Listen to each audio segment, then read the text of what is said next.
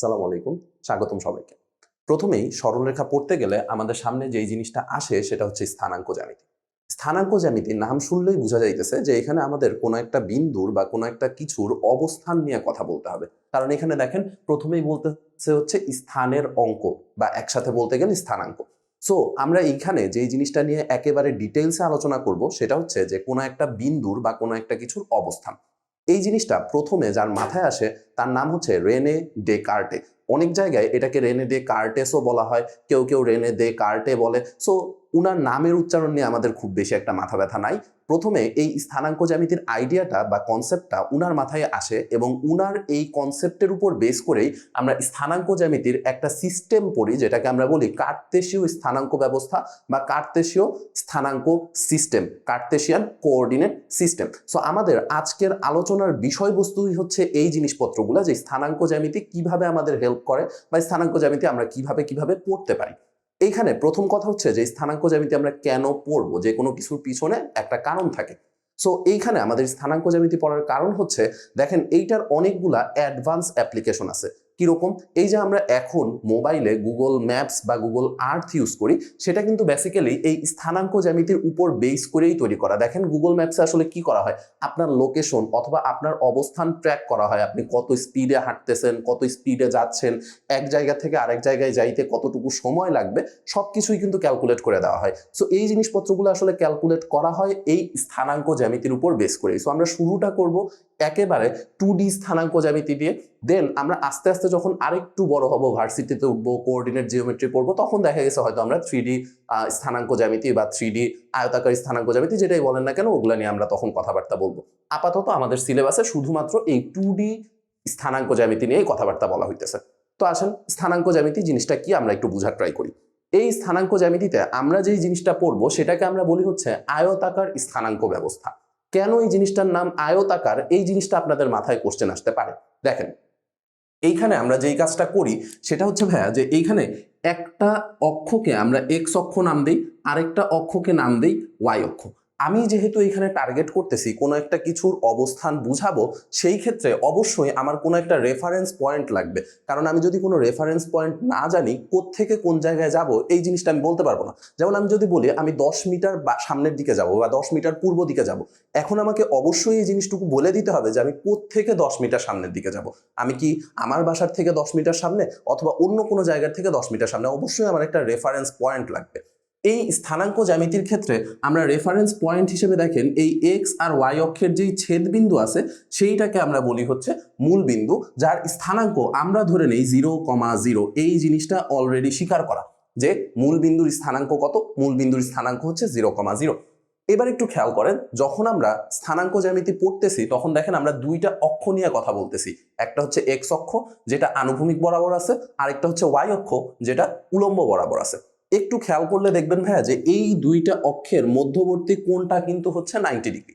যেহেতু এই দুইজনের মধ্যবর্তী কোণ 90 ডিগ্রি, আমরা জানি যে একটা আয়তের দুইটা বাহুর মধ্যবর্তী কোণ থাকে 90 ডিগ্রি, সেই জন্য এই জিনিসটাকে আয়তাকার স্থানাঙ্ক হিসেবে অভিহিত করা হয়। এই যে আয়তাকার স্থানাঙ্ক জ্যামিতি আমরা পড়বো, এই আয়তাকার স্থানাঙ্ক জ্যামিতি আবার দুই ভাবে প্রকাশ করা যায়। প্রথমটাকে আমরা বলি হচ্ছে কার্তেশীয় স্থানাঙ্ক ব্যবস্থা। একটু আগে আমরা যেটা নিয়ে কথাবার্তা বলতেছিলাম যে রেনে ডে কার্টে, তার নাম অনুসারেই আসলে এই জিনিসটাকে বলা হয় কার্তেশীয় স্থানাঙ্ক ব্যবস্থা। এখন দেখেন কার্তেশীয় স্থানাঙ্ক ব্যবস্থা আসলে কি করা হয়। ধরেন আমি বললাম যে কোনো একটা বিন্দুর স্থানাঙ্ক হচ্ছে ভাইয়া এক্স কমা ওয়াই, কোনো একটা বিন্দুর স্থানাঙ্ক হচ্ছে এক্স কমা ওয়াই। এই কথাটার অর্থ কি? এই কথাটার অর্থ হচ্ছে যে আমি এক্স অক্ষ বরাবর এক্স ডিস্টেন্স ট্রাভেল করব। এক্স অক্ষ বরাবর আমি ডিস্টেন্স ট্রাভেল করব হচ্ছে এক্স একক, এবং ওয়াই অক্ষ বরাবর আমি ডিস্টেন্স ট্রাভেল করব হচ্ছে ওয়াই একক। এই যে এতটুকু ডিস্টেন্স, এইটুকু ডিস্টেন্স হচ্ছে আমার ওয়াই।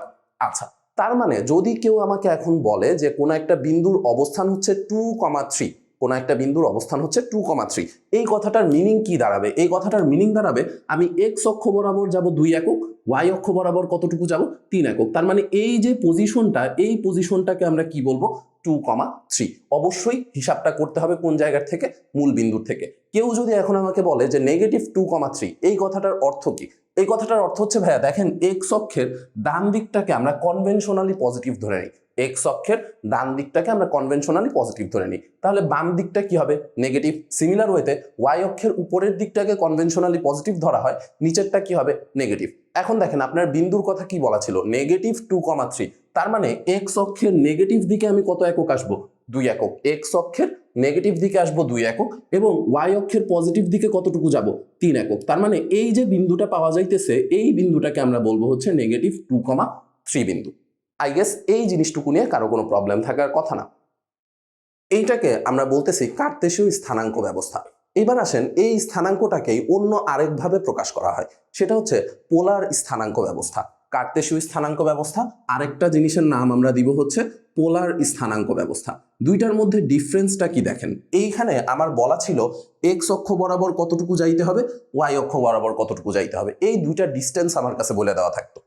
পোলার স্থানাঙ্ক ব্যবস্থাতেও এইটাকে আমরা এক্স অক্ষ বলবো, এইটাকে ওয়াই অক্ষ বলবো, এইটুকু নিয়ে কোনো আপত্তি নেই। এবং এই যে মূলবিন্দু এইটার স্থানাঙ্ককেও আমরা 0,0ই বলবো, এইটুকু নিয়েও কোনো সমস্যা নেই।